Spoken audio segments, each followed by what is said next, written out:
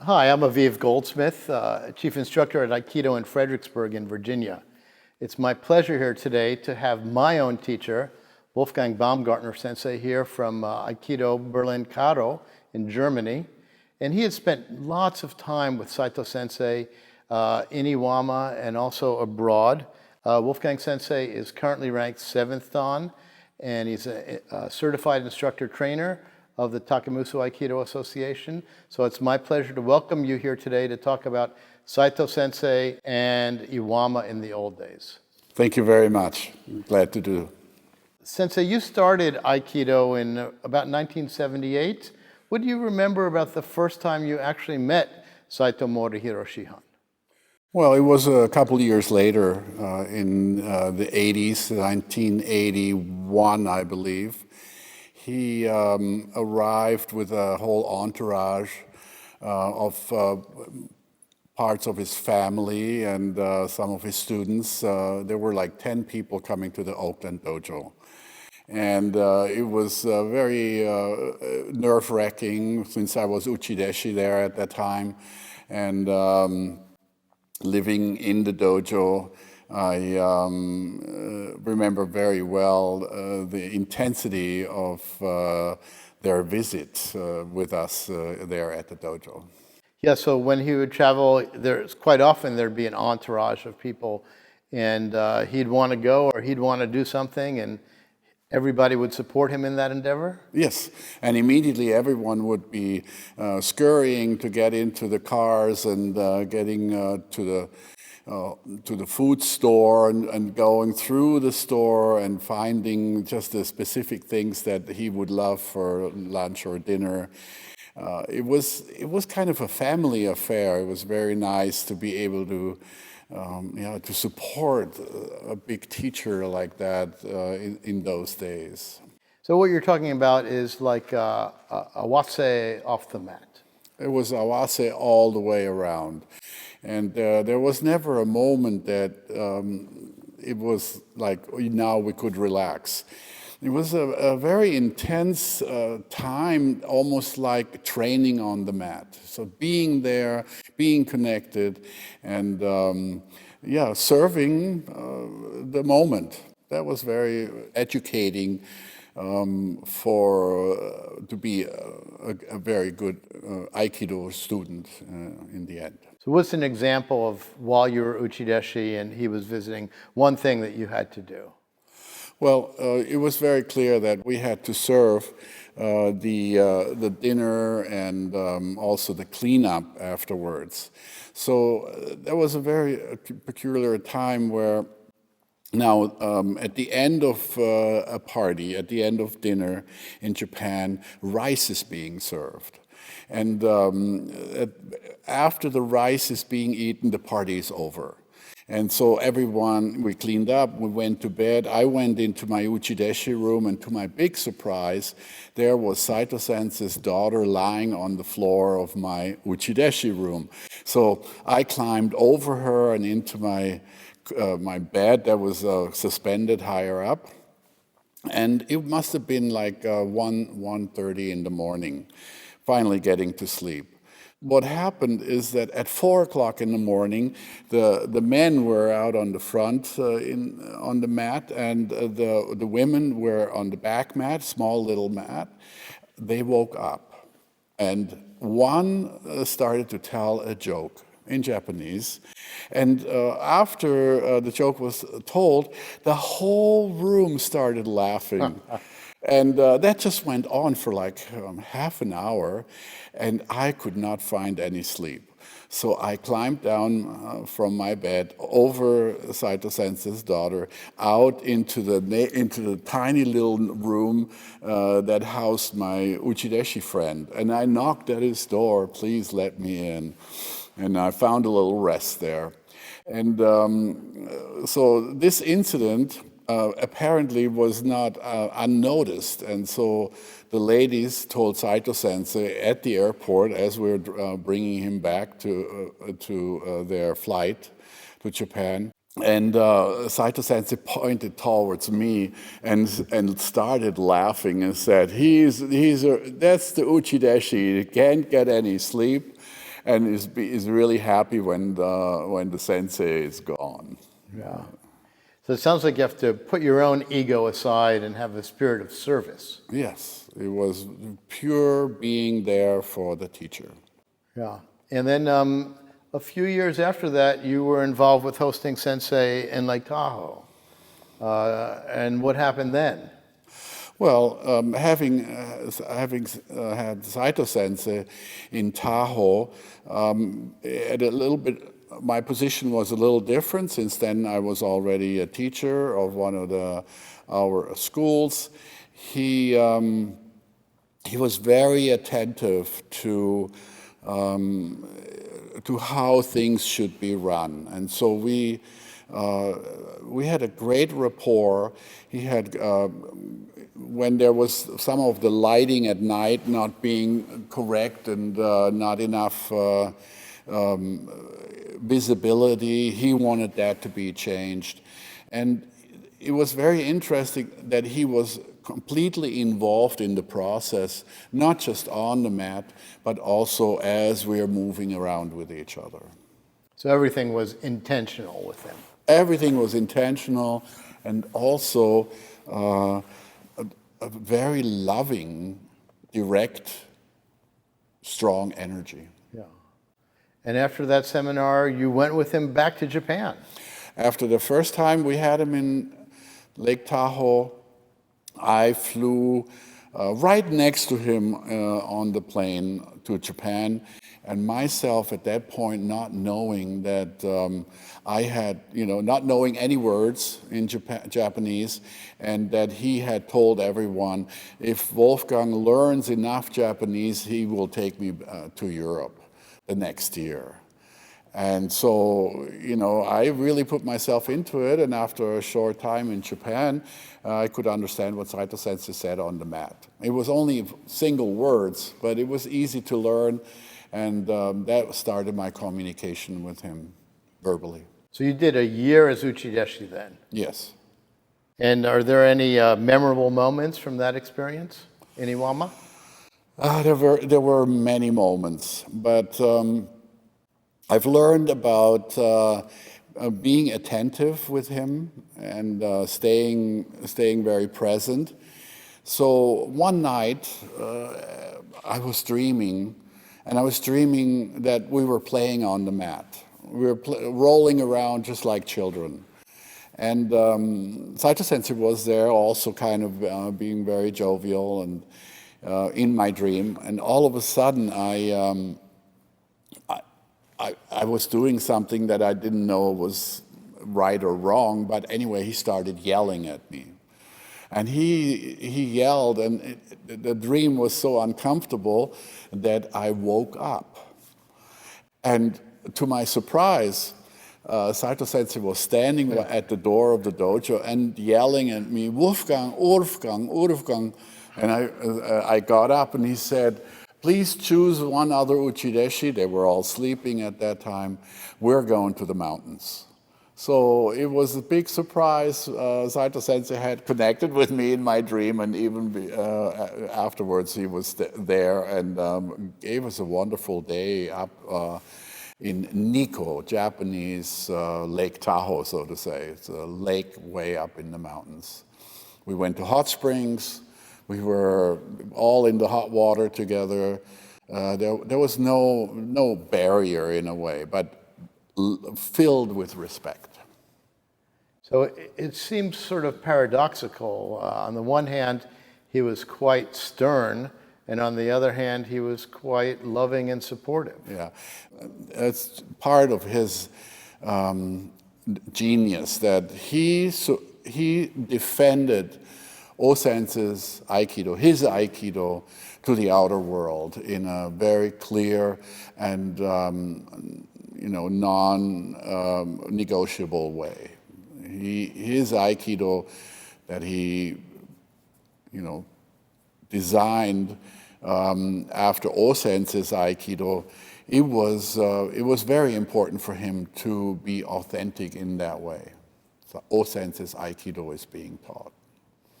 As a human being, he had great compassion, reaching out, looking for the people and doing the right thing. Yeah. I'm sure there are a lot of stories that you could tell about your time in Iwama, because the life there is quite different. But after you came back to the U.S., you also invited him several times and hosted him as a seminar instructor? I hosted him twice in Berlin. He had never been in Berlin before, and he was very surprised that there was a big audience that came to his first seminar. That was in 1999, and there were 150 people there from all different kind of organizations. Worldwide, people came. The year after, in 2000, he came the second time, and there were 260 people there. So it just grew in a very short time. And before you moved back to Germany, you hosted him several times in the U.S.? Also in Lake Tahoe. Wonderful memory going to the casinos together and him playing slots. And of course, he played dollar slots and he won $300. So. That's intention. Yeah. That's intention, yeah. But on the mat, he was very strict, as you mentioned. He was very strict and correct, and he demanded that people do the technique that he showed. He could be very fierce about this situation, and sometimes he would walk over to people or say, make a break and say, if you are not doing the technique that I'm showing, you can leave the seminar, I will give you your money back. That's all in. Yeah. And then he came to Europe quite a lot in addition to your seminars in Berlin, and you traveled to all those and you did ukemi with him quite often. Thank you very much. Yes, that was like the greatest gift. Having had such a strong connection with him during my time as Uchideshi in Iwama, he chose his ukes very clearly. And there was a time where all of a sudden he started using me as his uke with demonstrations in Iwama, and that has never ended. So I was very fortunate to have seen him in Europe 3-4 times a year, because his senpais in Italy invited him, his senpai in Sweden invited him, and then he also would come to France, Switzerland, Germany, and Denmark, and it was just a great gift to see somebody that you have a strong relationship on the mat in such a way. Of course, there were translations in each of those countries, but would you say that he had a good way of making himself understood regardless of the language? Yes. And he would say this, he would say his words were chosen so that if you listen to them, they would come again and again and again, and they re-emphasized what he wanted and how he wanted this technique to look like. And so it would have been a good idea to, follow what he would say, because he said it more often.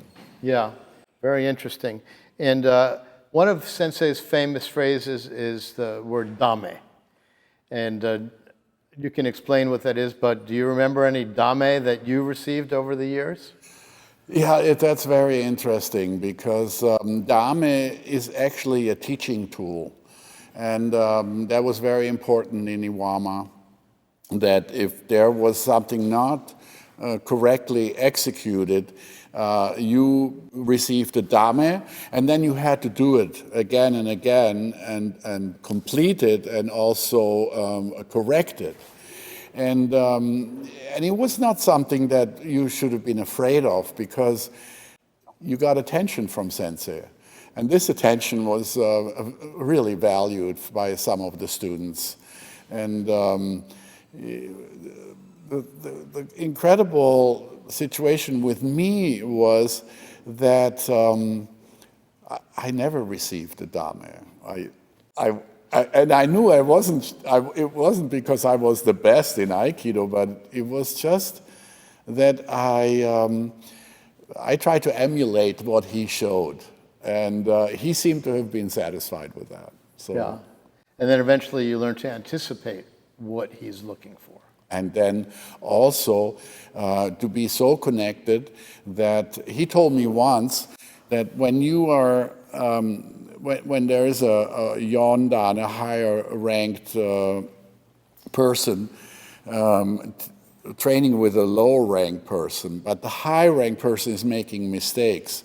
So he said, in Japan, you don't reprimand a real high ranking person, but you tell about, to tell the kohai that what he is doing wrong, even so the senpai made the mistake. So if the senpai really looked at it and saw what Saito Sensei was saying, he started to apologize.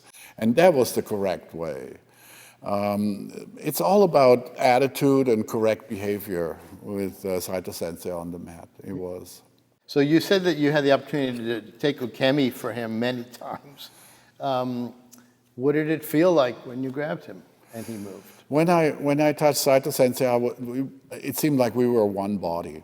I remember really well being a very strong uke for one of his last seminars in Europe. That was in Italy, 2001. And he showed a series of Ushiro Waza, and he showed one technique after the other, just staying connected with me, I'm staying connected with him.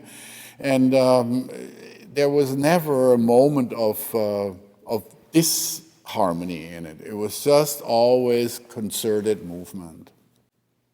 Yeah, so that concept of awase comes up again. And how about zanshin, the connection past the end of the technique? It was very important for the ukes he had to keep that connection, and also with the bowing and being ready. And so he would explain something on the mat, then he would reach out his hand for his uke to come, and you had to be there. And yeah, when you were there, then the flow started. And that was, the zanshin all the way through the class, like a whole hour being connected to this great master. Yeah, incredible. How about zanshin off the mat? Zanshin off the mat is something that the Japanese know how to practice in an incredible way. So we had him and his entourage at our house for a goodbye lunch. In Berlin. In Berlin. And